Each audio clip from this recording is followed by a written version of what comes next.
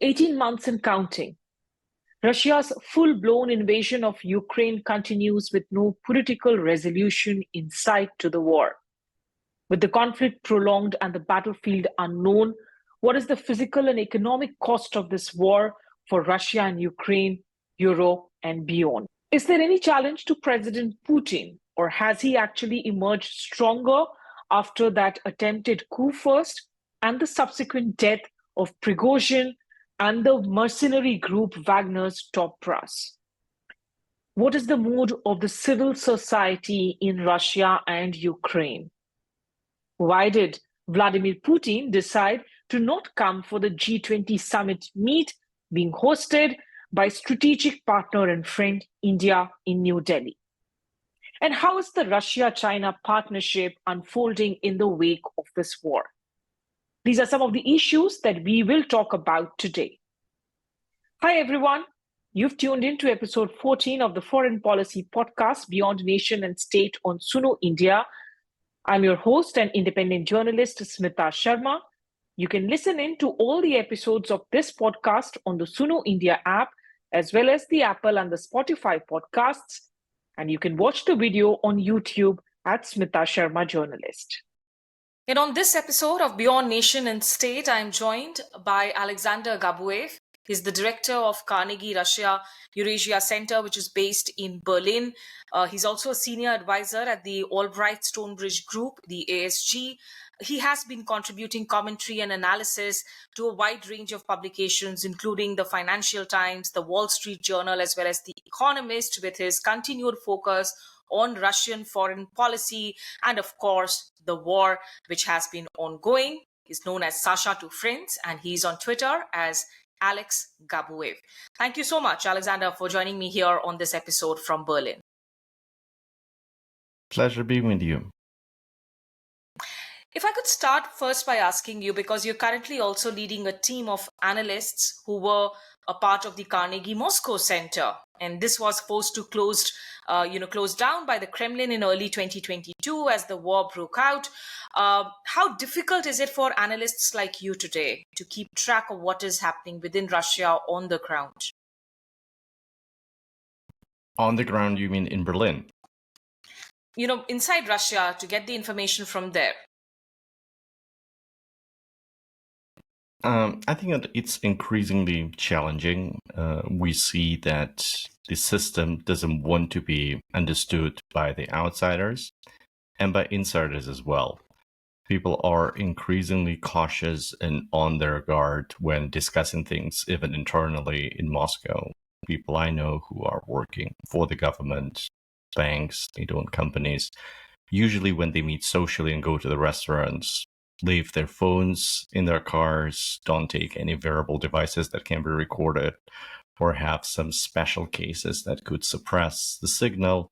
It's a pretty familiar set, of course, with a step up in technology that we witnessed during the Soviet times, where people were really very quiet about discussing sensitive political issues. So yes, getting information out is increasingly challenging.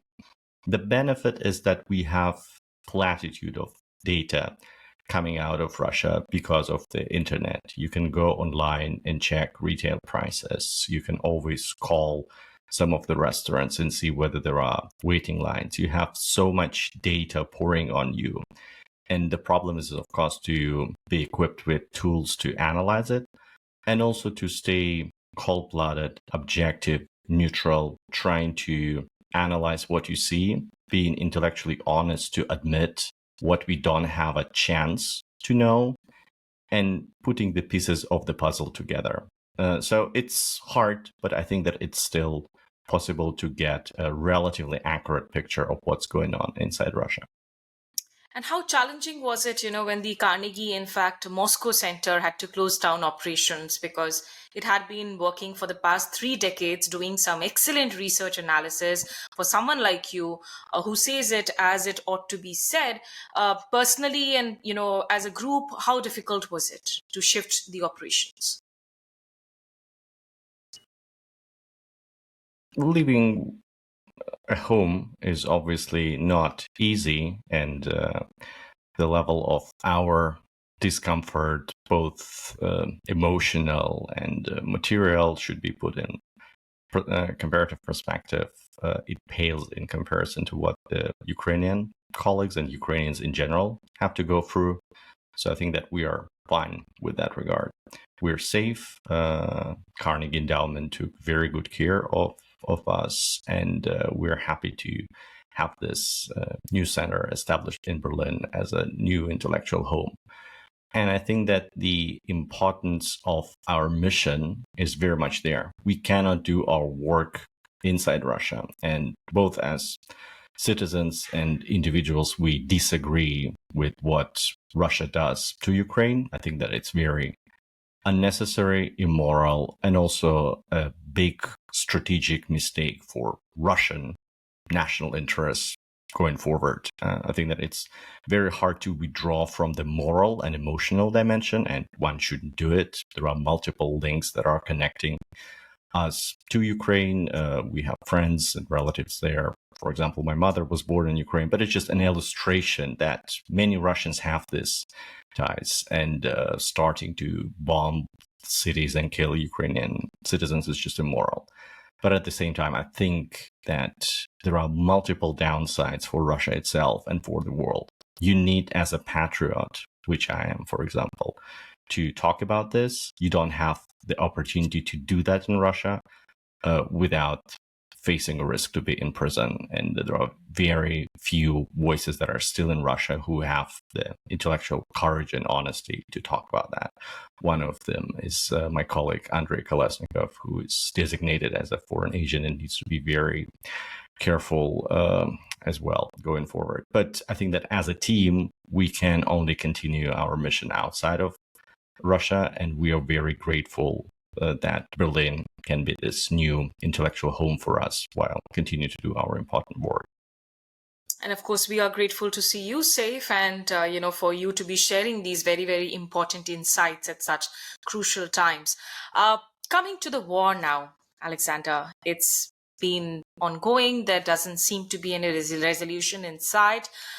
We saw a press release recently from the Kremlin, which announced that President Putin will not be able to make it to the G20 summit in New Delhi, physically in person.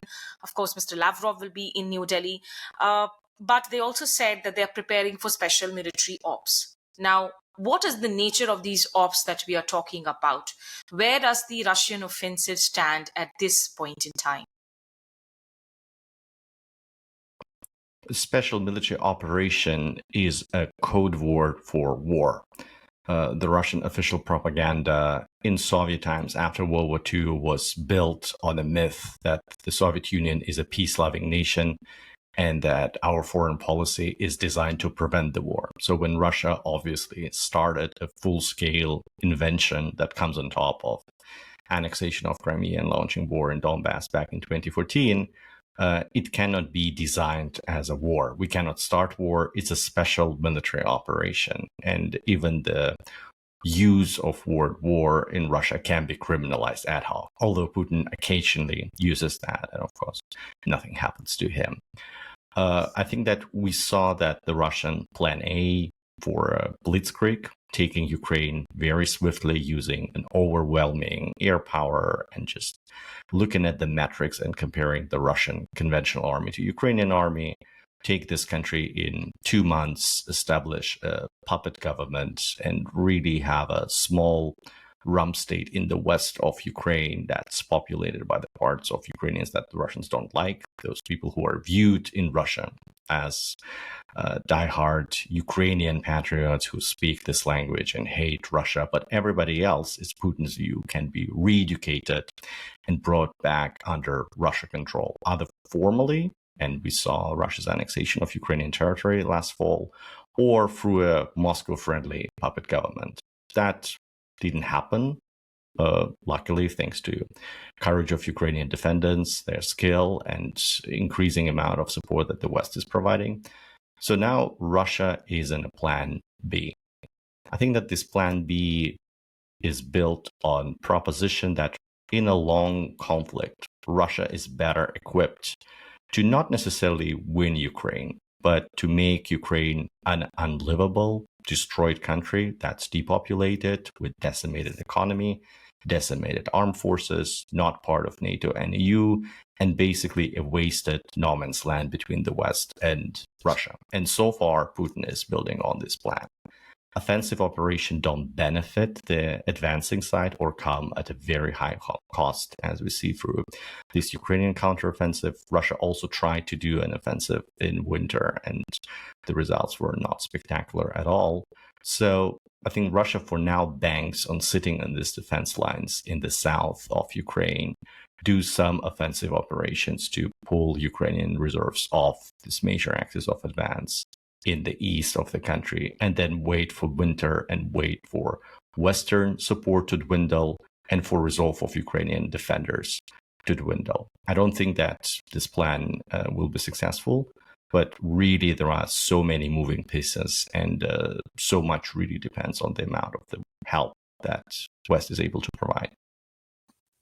But do you see this as a prolonged conflict, which will also eventually now be limited basically to being seen as Europe's problem, Europe's war, and Afghanistan on Europe's doorstep, or an Iraq within Europe? How do you see this in terms of the next 3-4 years? Do you see any resolution in sight earlier than that? It's war, it's contingent, as my Carnegie colleague Mike Kaufman likes to say, and is unpredictable. And finally, I don't pretend to be a military expert. But based on what I see and based on analysis of military colleagues I read, I think that the chances for a prolonged war are very much there. Both sides are equipped with resources to continue. And neither side at this point wants to abandon the war effort and sit down and talk. We need to see that the Ukrainian definition of victory, and anything short of victory is unacceptable to the Ukrainian society and Ukrainian armed forces, is based on basically 3 pillars. One is restoration of 1991 borders, including Crimea, so the internationally recognized sovereign territory of Ukraine. 2 is reparations. So Russia should pay for the damage, compensate the victims, and finance reconstruction of Ukraine.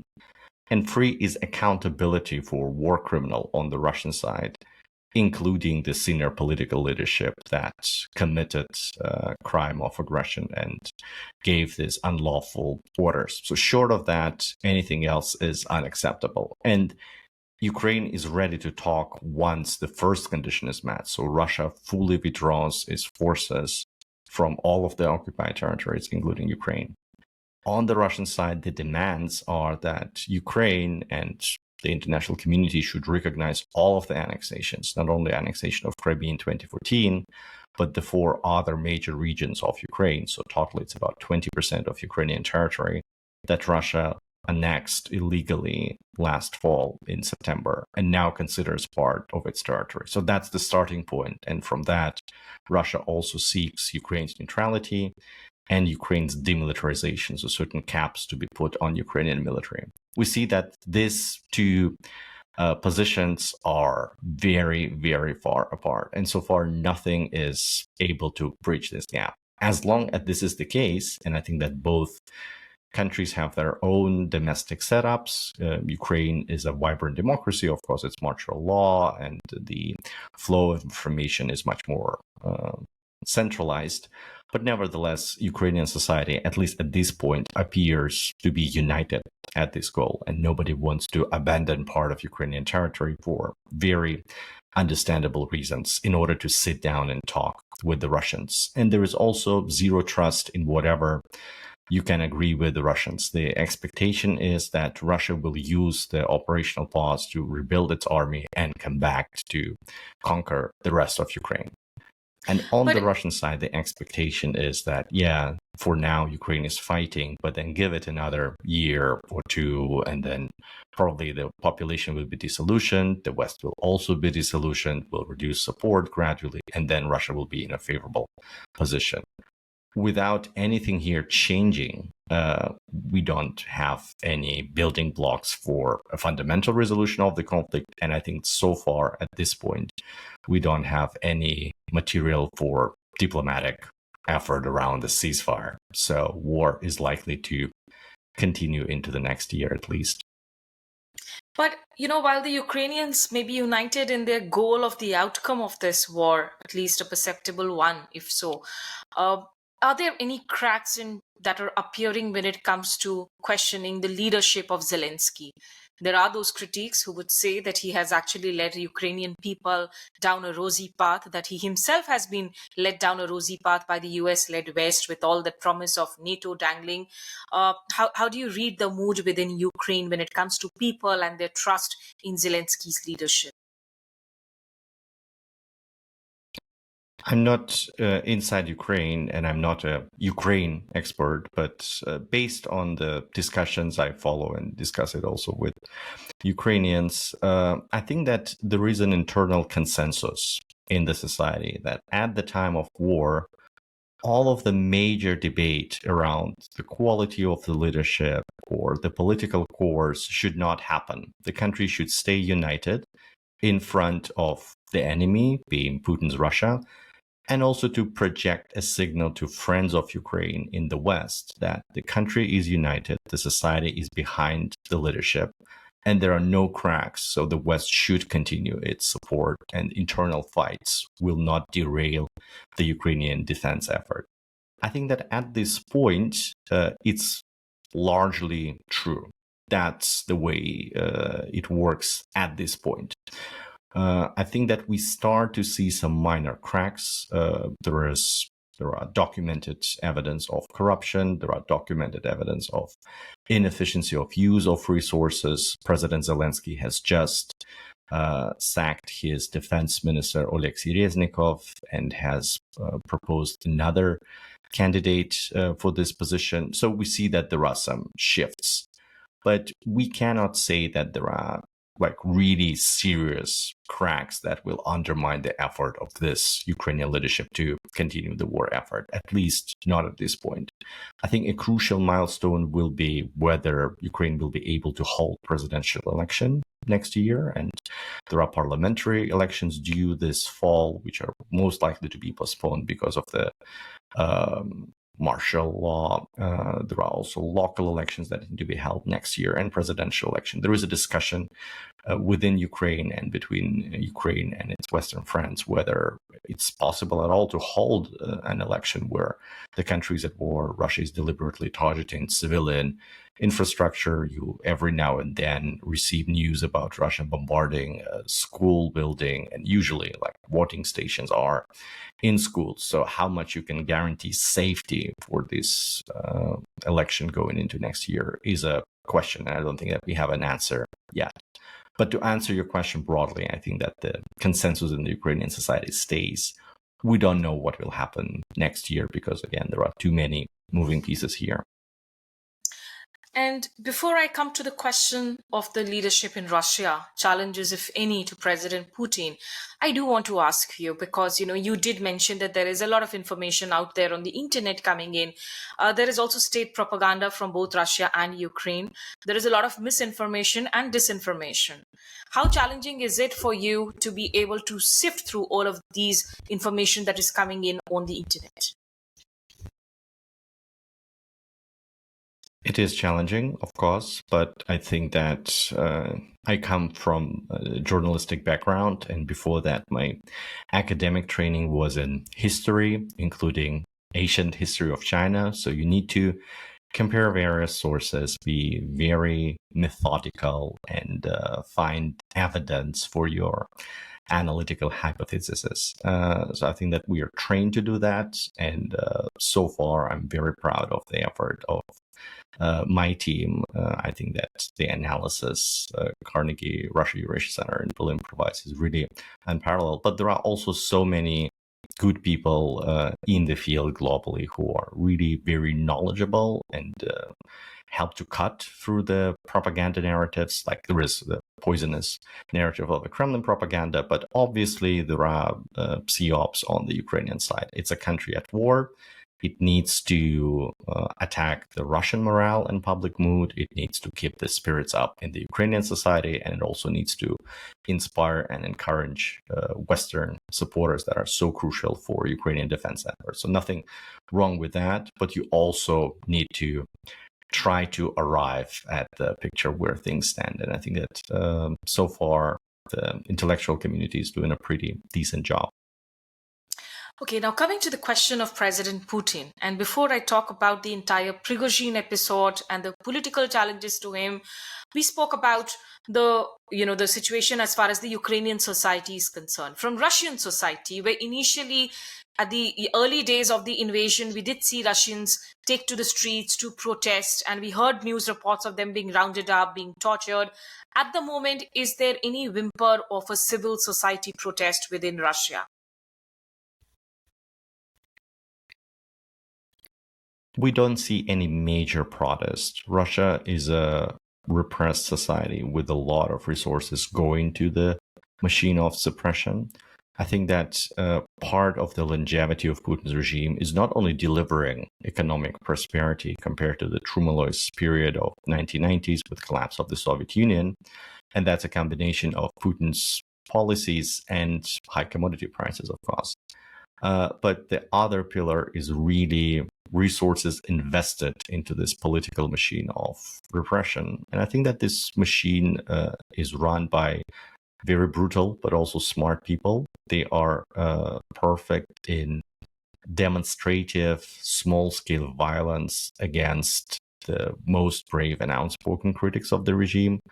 They are happy to provide platforms for various Telegram channels and other social media that are still remain in order for people to see that protest has a price and put a price tag of questioning the logic of the government. That's where the society remains repressed and automized. That was the case before the war. Russians were both apathic and repressed. The largest protest in Russia after collapse of the Soviet Union and all of these massive demonstrations in 1991 that contributed to collapse of the Soviet Union. The largest demonstrations on Putin watch were in Moscow in 2011, 2012 after the stolen parliamentary election.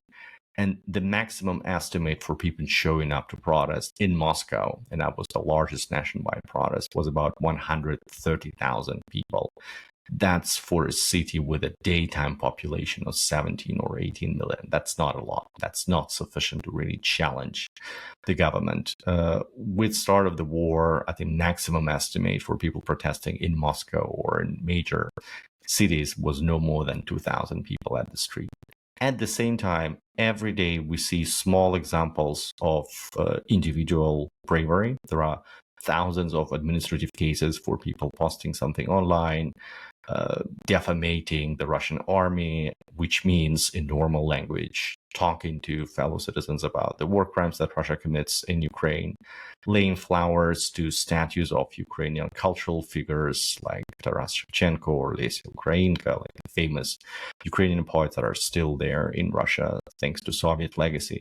So all of this happens, but it is invisible due to the large social apathy in Russia compared to kind of the swath of people which are silently going the course that Mr. Putin is chartering.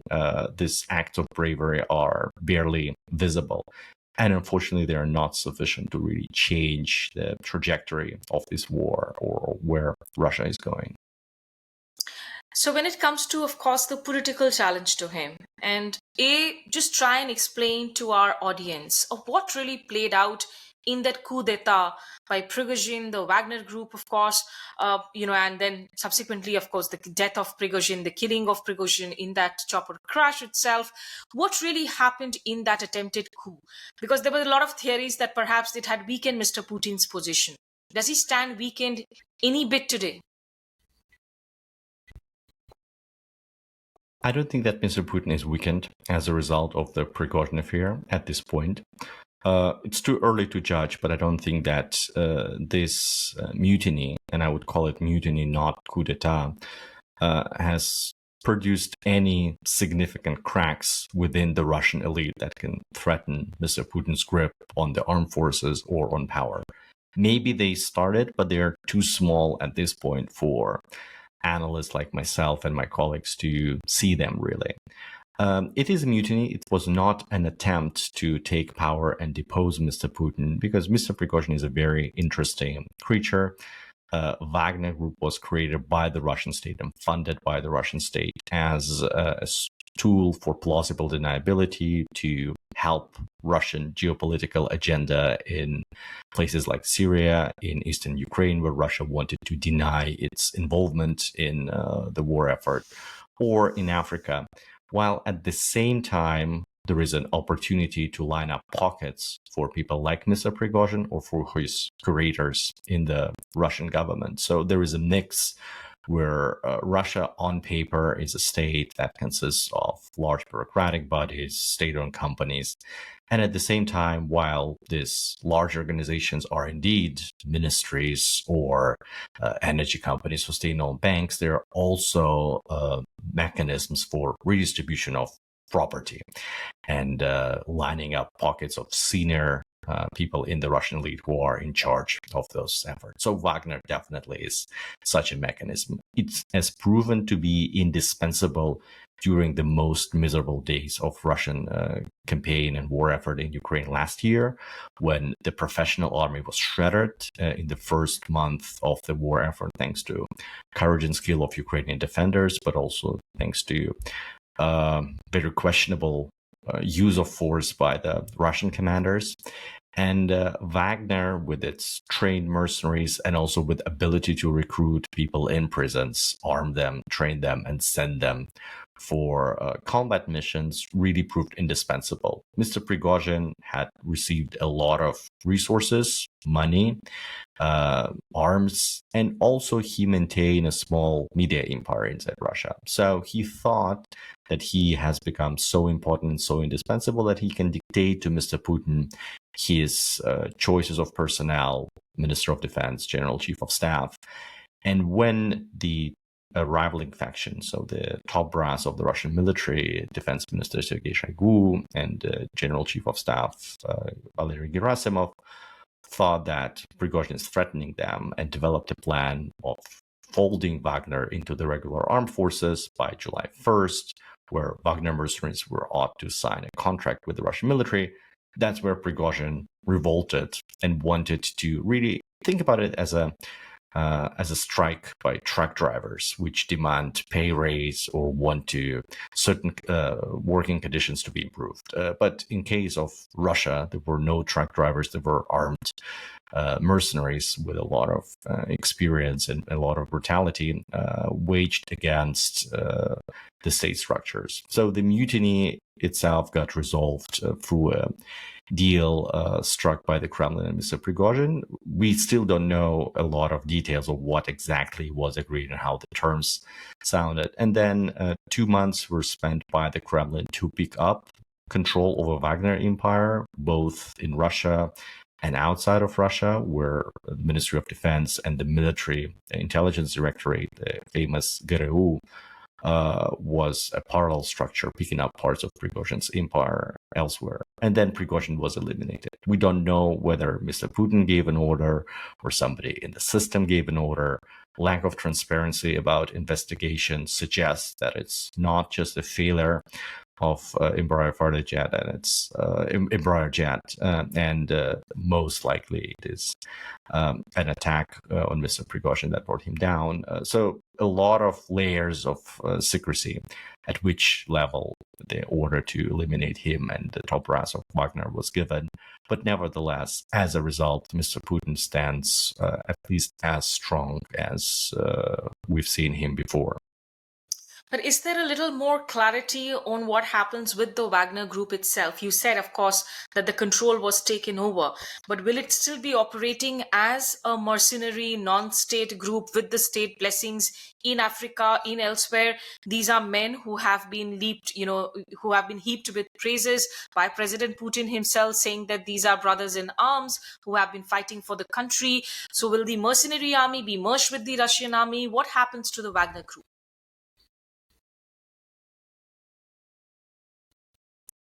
Based on what we know, bulk of Wagner fighters who were based in Russia signed contracts with the Ministry of Defense and were really folded and incorporated into regular units. Some people left for Belarus with Prigozhin. Now they are commanded by a guy who is loyal to the Kremlin and with whom the government struck a deal. We don't see any evidence of mutiny or ability to change the authority and turn the arms against Russian regular units. That's not happening. Most likely, this part of Wagner will be fully incorporated into the Russian army and redistributed across it. As for people who stay outside, I think elimination of Prigozhin, his military commander Dmitry Utkin, and the chief person who was running the finance and logistics will provide a huge disruption. The Russian Ministry of Defense is busy to pick up the remnants of the empire. Most likely, a lot of logistical and financial operations will be disrupted. And it's not only the kind of core business of Wagner providing training, protection, or fighting, which the normal private military companies usually don't do, but also Prigozhin had interest in gold mining, in various other natural resources extraction in Africa. So I think that the fate of these assets remains unclear, but I think that over time, some of that will fall apart. Something of that will be picked up by Russian states and by similar structures run by the Kremlin itself. Alexander, what is your assessment, your team's assessment, or what are the death numbers that we are talking about today? Because, of course, there seems to be a lot of conflicting numbers that keep coming out. So the casualty figures for Russia itself. We don't do the body count, and I think that we mostly rely on the figures that people publish. I think that Mediazone and other Russian media that really try to verify the death toll put the number of killed in action as over 50,000 people. And they admit that the number must be much higher, but there is no corroboration for this evidence. So I think that we would stay in this territory. We are talking about tens of thousands of Russian men killed in action. And I think that the casualties on the Ukrainian side are also very well guarded, secret for all of the good reasons. So the aggregated figures provided by the US government, I think they're more or less reliable and give you an indication of where we stay. Yeah. In terms of the economic cost of war, Mr. Putin came to power with that promise of building a strong financial, economical powerhouse of Russia in the post-Soviet world. There is a military industrial machine that is still well oiled. There is those sale of import, of gas, oil, of weapons. But can Russia afford to go on with this war for the next 3-4 years, given all the sanctions that it also faces? I think that the short answer to your question is yes, Russia can afford the war effort with the current level of intensity. And there are several explanations to that. The Western sanctions came as a shock to the Russian economy and to the global economy. But Russia managed to build reserves. Part of that has been frozen by the West, but part of that was still available to the Russian government. We're talking a ballpark about 300 billion US dollars. And then Russia also earned a windfall last year because of very high commodity prices and the ability to export oil and gas to Europe still. Russian oil and gas industry have partially adapted, particularly oil, which is much more flexible, and found new markets, including in India. And the cash flow for the military machine is still there. It's reduced compared to last year. I think that the last year was really abnormal because imports have crashed and exports were still very high. So you saw that reflected in the exchange rate of the ruble. The ruble was very strong. This year, this anomaly starts to be corrected, and we see the new normalcy of the Russian economy. So imports are picking up again, including imports of dual-use technology, chips, everything that what Russian military-industrial complex needs to create more deadly weapons. And at the same time, the consumption in the society also has started to resume, although people opt for cheaper alternatives. A lot of Western goods are not available. So a lot of items are in market niches are taken by Chinese competitors, primarily like cars, cell phones, industrial goods. That means that the overall wealth and real disposable incomes of the Russians will go down gradually. But for 3-4 years, the state has the capacity to continue the war effort. And the military-industrial complex, as you rightfully say, is one of the drivers of this growth. It's working around the clock. We have problems with employment in Russia because there is a shortage of labor. The military plans offer very high salaries, so a lot of people from the normal civilian plants like car making factories are going there. And there's also going to war is attractive for some. So for that, I think the resources are there. The problem is that, of course, these costs are not productive expenditures. This is investment into military tools to kill people and to destroy and be destroyed. Once the war is over, and no war is forever, there is underinvestment into kind of infrastructure, into R&D not related to the military, and there is definitely detrimental human cost of this war. But that's a long-term issue that Russia will face at some point, definitely. Just the last 2-3 questions. One on this relationship with China. We did see that meeting between Mr. Putin and Mr. Xi Jinping early on in 2022, talk about that limitless partnership and friendship. Often we have heard, critics say that, of course, this is not a natural relationship. But has the Ukraine war led to a more cemented, solidified relationship today between Moscow and Beijing? I think that the building blocks for a solid relationship between Russia and China predates the war. Russia and China share a large border that both sides, back in the 80s, when the Soviet Union was still there, decided that should be a border of peace because China has other security concerns and priorities. It has Taiwan, it has South China Sea, it has border dispute with India.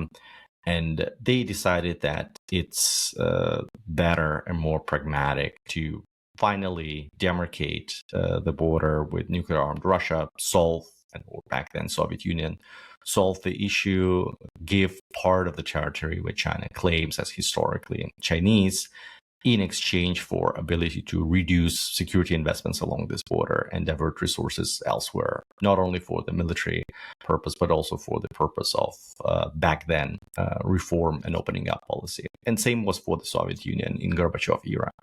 That resulted in a major border treaty and final demarcation of the border between 2006 and 2008.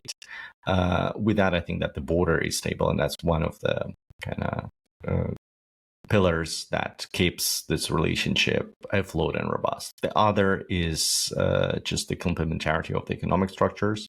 Russia has abundance of natural resources, but lacks capital and technology. China is exact opposite. And the annexation of Crimea and following sanctions have really pushed Russia to pivot to the east much more than it used to be historically oriented and find new markets in Asia Pacific, predominantly with China. And now in 2022, we see that sanctions have only cemented this dependency, both role of China as export destination for Russian commodities, then also China as a critical source of imports. About 40% of Russian imports come from China now, and this number is likely to grow. And then finally, as the country that provides the financial infrastructure to make trade and currency settlements possible. RMB is becoming the de facto currency of choice for Russia, and it uses Chinese yuan in trade with other countries, including India. It uses that for accumulating wealth, be it on household level or on corporate level. And then finally, China and Russia are two authoritarian powers on the UN Security Council as permanent representatives, permanent members. They share a lot of common outlook on how the world should look like. It should be a safe space for sovereign authoritarian countries like Russia and China, and on many issues like R2P or governance on the internet, they look the same naturally. And I think that since the secret sauce is definitely animosity towards the United States of America or the collective West, where Russia is in entrenched semi-direct conflict with the West because Ukrainian war effort is supported by the West for all of the right reasons. China sees its confrontation with the West as something structural, and that definitely brings Putin's Russia and Xi Jinping's China into one boat. And you see, of course, those alignments also in several groupings now, including the BRICS to the SCO. Given that, of course, India and Russia have this very special strategic relations that still continues despite India's warming up to the US-led West, was it along expected lines that Mr. Putin would not come in for the G20 summit in person, even in New Delhi? I think that was my expectation, and I think that it's not a snub to the Indian chairmanship of G20, but it really reflects Mr. Putin's growing concerns about his physical safety. He is very unwilling to travel to destinations where, first, there are limitations put by his status as a fugitive, because International Criminal Court has issued an arrest warrant connected to the case of massive deportations of Ukrainian kids to Russia from occupied territories. This is why he couldn't travel to South Africa for the BRICS summit this year.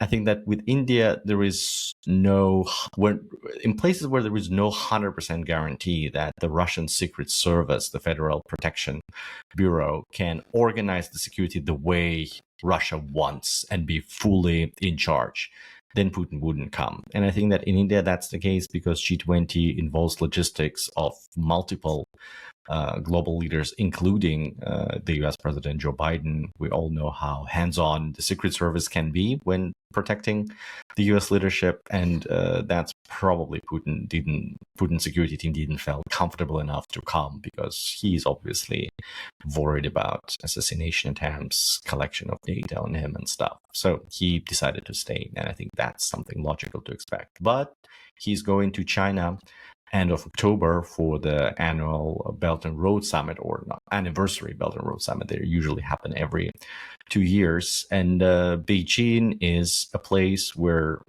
Putin's team can feel quite secure. Just a final question then, Alexander, because one of the mysteries that still remains is that on the day of the invasion of Ukraine, how did the then Pakistani Prime Minister Imran Khan land up in Moscow? It was also one among the many reasons that led to becoming the trigger points for his eventual downfall and the political turmoil within Pakistan.